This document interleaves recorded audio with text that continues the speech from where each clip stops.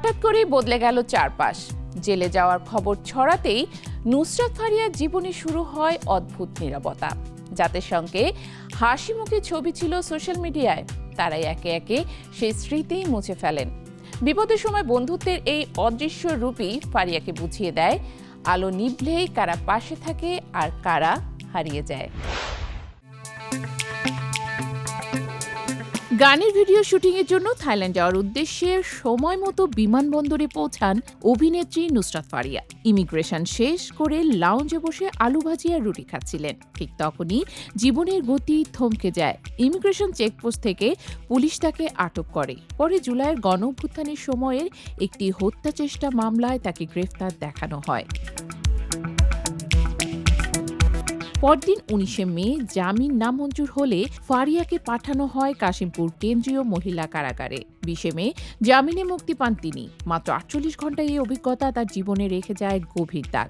মুক্তির পর মানসিক অবসাদে ভোগার কথাও জানান অভিনেত্রী, যদিও সময়ের সঙ্গে সেই ধাক্কা সামলে ওঠেন। এতদিন চুপ থাকলেও সম্প্রতি একটি টেলিভিশন অনুষ্ঠানে প্রথমবারের মতো নিজের অভিজ্ঞতার কথা বলেন ফারিয়া। তিনি জানান, মামলার বিষয়টি প্রথমে খুব একটা গুরুত্ব দেয়নি, কারণ জুলাই অভ্যুত্থানের সময় তিনি ছিলেন কানাডায়। তার ভাষায়, আমি জানতাম আমার নামে মামলা আছে, কিন্তু যেহেতু তখন দেশে ছিলাম না, তাই বিষয়টা সিরিয়াস মনে হয়নি। সেদিন তো আমি গানের শুটিংয়ে যাচ্ছিলাম, হঠাৎ সবকিছু বদলে গেল। আটকের পরপরই তিনি তার মা ও শিক্ষককে ফোন করেন। নানা প্রশ্নের পর সংশ্লিষ্টরা বুঝতে পারেন তিনি ঘটনার সঙ্গে জড়িত নন। তবে ততক্ষণে আইনি প্রক্রিয়া অনেক দূরে এগিয়ে গেছে। পরদিন প্রথমবার এজলাসে দাঁড়ানোর অভিজ্ঞতাকে ফারিয়া জীবনের সবচেয়ে অচেনা মুহূর্তগুলোর একটি বলে উল্লেখ করেন, যে দৃশ্য এতদিন শুধু সিনেমায় পর্দায় দেখেছেন। জেলে কাটানোর সময় স্মৃতিও তার কণ্ঠে উঠে আসে আবেগ নিয়ে। ফারিয়ার ভাষ্য, কারাগারের ভেতরে তিনি যে মানবিকতা পেয়েছেন তা কল্পনাও করেননি। প্রায় 48 ঘণ্টা কিছুই খেতে পারেননি তিনি। সেই সময় অপরিচিত মানুষরা নিজের হাতে তাকে ভাত, রুটি আর সবজি খাইয়ে দিয়েছেন। আমি কাঁদছিলাম আর ওরা আমাকে খাইয়ে দিচ্ছিল। তাদের আমি চিনি না, হয়তো জীবনে আর কখনো দেখাও হবে না, বলেছেন তিনি।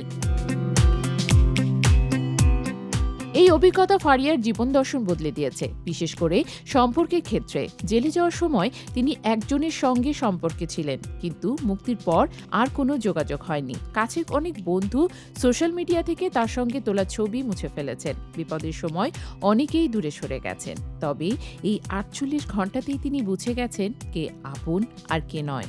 গ্রেফতারের পর ছবি অঙ্গনের সহকর্মী ও সাধারণ মানুষ যারা প্রকাশ্যে তার পাশে দাঁড়িয়েছেন, তাদের প্রতি কৃতজ্ঞতা জানান নুসরাত ফারিয়া। একই সঙ্গে জানান, মামলাটি এখনো চলমান, প্রতি মাসে তাকে আদালতে হাজিরা দিতে হয়। এই ঘটনার পর অনেকেই তাকে নিয়ে কাজ করতে দ্বিধায় থাকছেন বলে উল্লেখ করেন তিনি।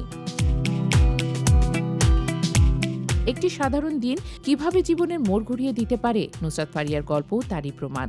18 মে তার কাছে আর শুধু একটি তারিখ নয়, এটি বিশ্বাস ভাঙার, মানুষ চেনার আর নতুন করে নিজেকে শক্ত করে গড়ে তোলার দিন। আলো ঝলমলে পর্দার বাইরে দাঁড়িয়ে ফারিয়া এখন বাস্তবতার সবচেয়ে কঠিন দৃশ্যের মুখোমুখি।